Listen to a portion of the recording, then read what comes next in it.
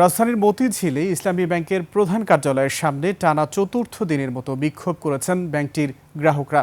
চেয়ারম্যানকে অপসারণের দাবিতে তারা 1 ঘন্টা অবস্থান কর্মসূচি পালন করেন।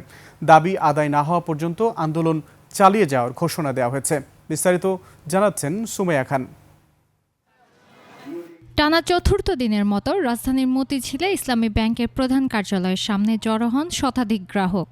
সকাল থেকেই ব্যানার নিয়ে রাস্তায় মানববন্ধন ও 1 ঘন্টার অবস্থান কর্মসূচি পালন করেন তারা। তাদের অভিযোগ, বর্তমান পরিচালনা পর্ষদের কারণে ব্যাংকটি সুশাসন ও গ্রাহক সেবা ক্ষতিগ্রস্ত হচ্ছে। তাই চেয়ারম্যান পরিবর্তন করে স্বচ্ছ ও জবাবদিহিমূলক ব্যবস্থাপনা নিশ্চিত করার দাবি তাদের। ইসলামী ব্যাংকের চেয়ারম্যান হিসাবে মনোনয়ন দান করা হয়েছে, নিয়োগ দেওয়া হয়েছে। তিনি নিজেই একজন ঋণ খেলাপি, তার স্ত্রী ফার্স্ট সিকিউরিটি ইসলামী ব্যাংকের ঋণ খেলাপি।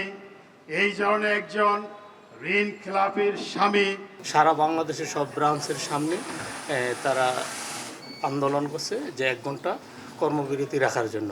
তাহলে গ্রাহক অনেকে আসছে, আমরা বলছি এই 1 ঘন্টা পর থেকে আমরা আমাদের কার্যক্রম শুরু হবে। 1 ঘন্টার অবস্থান কর্মসূচিতে ভোগান্তিতে পড়েন ব্যাংকের অন্য গ্রাহকরা।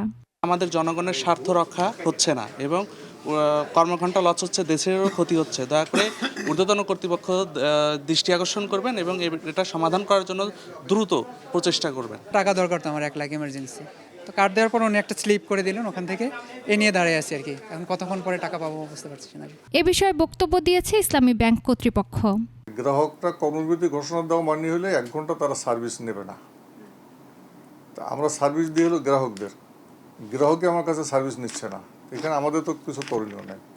আমাদের লোকজন যথাসময় অফিসে আসছে, তারা আমাদের ডেস্কে সবাই ছিল, কিন্তু গ্রাহকরা যেহেতু সার্ভিস নেয় না। এটা আমি হেড অফিসের কথা বলতেছি, ব্রাঞ্চ লেভেল থেকে এখন আমি তথ্য পাই নাই যে সেখানে কী অবস্থা।